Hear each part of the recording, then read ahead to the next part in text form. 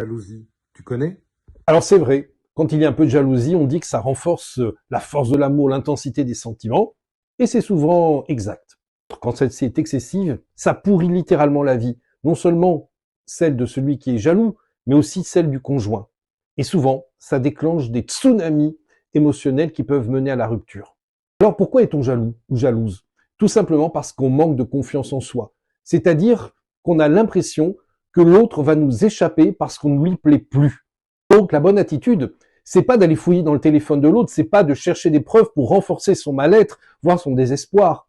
C'est plutôt travailler sur son estime de soi et la confiance que l'on a dans ses capacités à pouvoir séduire le conjoint. Pas toujours que c'est la faute de l'autre, mais la bonne attitude pour se sortir de cette ornière psychologique, c'est de regarder en soi. Est-ce que je suis un homme ou une femme qui est estimable, aimable?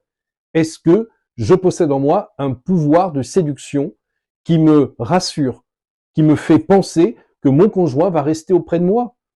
Donc, dans un premier temps, plutôt que de céder à la colère, à l'écœurement, à la violence, interrogez-vous plutôt pour savoir si vous êtes aligné intérieurement, si vous considérez que vous êtes un être séduisant, que l'on peut aimer.